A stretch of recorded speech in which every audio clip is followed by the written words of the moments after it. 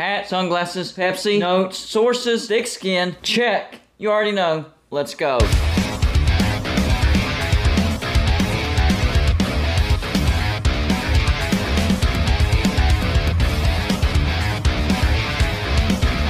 Golden Blooded is a college football YouTube channel for entertainment. So make sure to hit that like and subscribe button, and let's get into our next college football video. Don't forget to send gear to represent your team. The address is P.O. Box 360, Liberty, South Carolina 29657. Yes, we are still doing that. Just wanted to put that reminder in there because I haven't reminded anybody here recently. Well, the worst national championship is in the books. Yeah, you heard me. The worst. 65-7. Georgia absolutely blows out TCU. They go back-to-back national champs.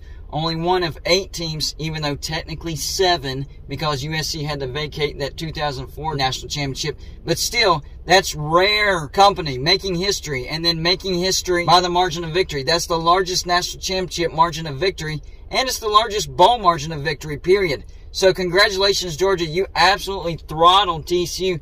But for the rest of us, it was flat out boring. So I didn't enjoy that at all. So that's in the books. All the bowls are in the books. And the final AP Top 25 is out. Let's see what it looks like. Are there any surprises? Do you agree with this?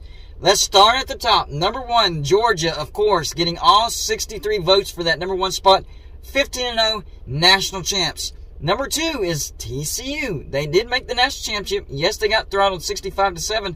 But they are the number 2 team in the nation as far as the AP poll is concerned. They finished 13-2, national championship runner-up. Number 3 is Michigan. They finished 13-1, Big Ten champs. Number 4, Ohio State, 11-2. They got to the playoffs, but lost by 1 point to Georgia.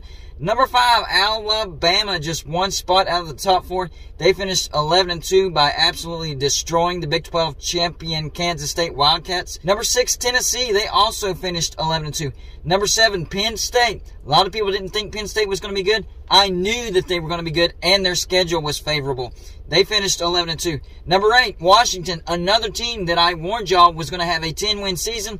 That's exactly what happened. They finished 11-2. That doesn't surprise me. Number 9, Tulane, finishing strong. Massive comeback on USC. They finished 12-2, AAC champs. Number 10, Utah, the Pac-12 champs.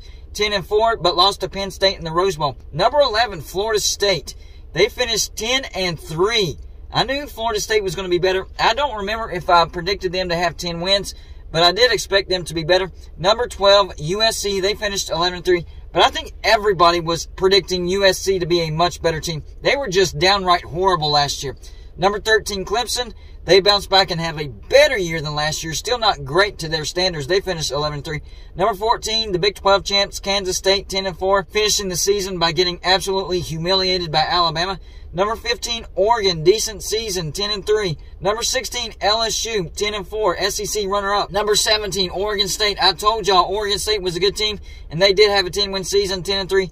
Notre Dame, number 18, 9-4. I predicted Notre Dame to go 8-4, so that didn't surprise me. Number 19, Mighty Troy, 12-2, Sun Belt champs. Number 20, Mississippi State. They finished 9-4. Number 21, UCLA. They finished 9-4. I don't know if I predicted them to have a 10-win season, but it was at least close, so I wasn't surprised by UCLA. I got laughed at for predicting that UCLA was going to be even better and have a major impact in the Pac-12. I'm telling you, Chip Kelly is building something over there at UCLA. Number 22, Pitt, 9-4. They did take a slight step back this year. Number 23, South Carolina, 8-5. I predicted South Carolina to go 9-3. I was only a little bit off on South Carolina. I wasn't surprised. I tried to tell y'all that South Carolina was going to be better. Number 24, Fresno State at 10-4. And number 25, Texas at 8-5. I think I also had Texas at 8-4. Listen, I did not miss many of my picks. In fact, the conference that I did the worst on was the Big 12. I missed West Virginia horribly. I had them going 9-3 because I didn't think that their defense was going to take a massive step backwards. And they made some good decisions on the offensive side of the ball. Turns out, didn't matter. The defense absolutely sucked. The other team that I completely whiffed on was TCU. I predicted them to finish dead last. Of course, they didn't win the Big 12, but they finished first in the regular season, got to the Big 12 championship, lost to Kansas State overtime, got to the playoffs, got to the national championship. So I was completely wrong about TCU. I was a little bit wrong about Texas Tech. I had them underperforming. They had a better year than I thought. I was right on the money with Texas. I was a little wrong about Oklahoma. I didn't think that they were going to be as bad as what they were this year. I was right about Oklahoma State. I was right about Baylor. I was right on the money about Kansas State. They were my dark horse to win the Big 12, and they actually did win the Big 12. So I hit the nail on the head right there. I was right about Iowa State being really, really bad. I was right about Kansas being a better team. Now, I had them barely missing a bowl, but they went 6-6, so I wasn't too far off with Kansas. So for the most part, I didn't do great in the Big 12, but I didn't do horrible. But for the other conferences, I did really, really well. Now for the ACC, I did miss Duke. I thought Duke was going to be a bad team, so I did miss Duke. But I was right about Clemson. I was right about Florida State. I was right about Syracuse, NC State, North Carolina, Pitt to some degree, Virginia, Virginia Tech, and even Georgia Tech. And I think Georgia Tech could have an even better year next year and get to a bowl. What about the Pac-12? I was really right about the Pac-12. 100% right about USC. 100% about UCLA. 100% about Arizona, Arizona State, Utah. Colorado, I was a little off. I didn't think that they were going to be that bad. Right on the money with Oregon. Oregon State hit that one right on the head. Washington nailed that. Washington State, I was right about them as well. And Cal and Stanford, that was easy, but I was right about it. For the SEC, I was right about Georgia to some degree. I had them getting to the playoffs, but not getting to the national championship. I was right about Tennessee. I was pretty right, pretty close about South Carolina. I was right about Florida, right about Missouri. A little off on Vanderbilt. They were a little bit better than what I thought they were going to be. And I was right about Kentucky as well. I knew they were going to take a step back. SEC West, I was wrong about LSU. I will say that. I was wrong about LSU, right about Auburn, right about Texas A&M for the most part, Mississippi State, and Ole Miss. I expected Ole Miss to take a step back. Finally, the Big Ten. The only team that I can think of that I actually missed, I think it was Wisconsin. I think Wisconsin and Nebraska. Yeah, I bit the bait again for Nebraska, and that one bit me in the rear end. But I was right about Iowa. I was right about Michigan, Ohio State, Penn State, and I was right about Michigan State taking a big step backwards. So for the most part, I actually had a pretty good 2022 as far as my predictions go. So as far as a team in the final AP Top 25, what team could surprise everybody? There's one team that I'm looking at, and they actually finished high, so maybe they don't really surprise a lot of people. I think Florida State is ready to take a massive step forward. I really, really do. So first up, let's look at their schedule. They get LSU, but this go around, it's in Orlando, so it's closer to their house instead of being in New Orleans, closer to LSU's house.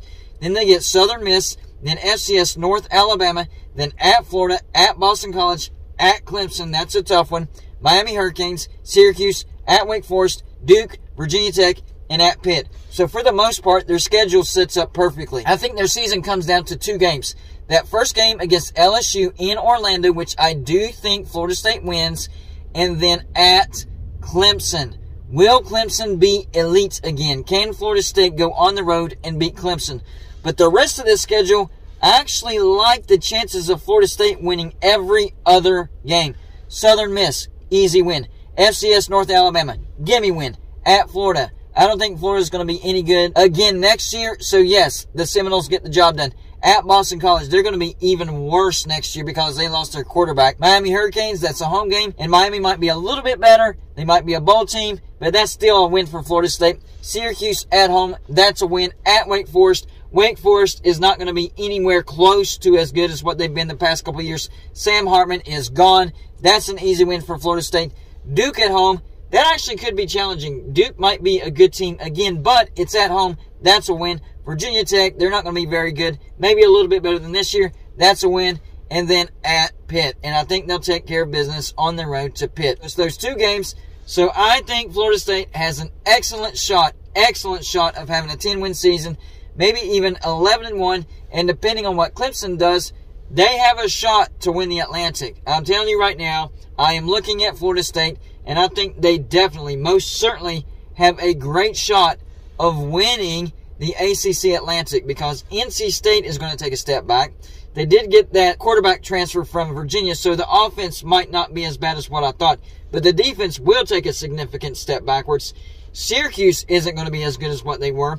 Boston College is going to be flat out horrible. Wake Forest is going to take a significant step backwards because of Sam Hartman leaving. Louisville might be good, but they avoid Louisville because there's no divisions. You know what? So I can't say that. So no Atlantic, no Coastal. They're not going to win divisions. I do think Florida State will make the ACC championship because there are no divisions. I forgot about that.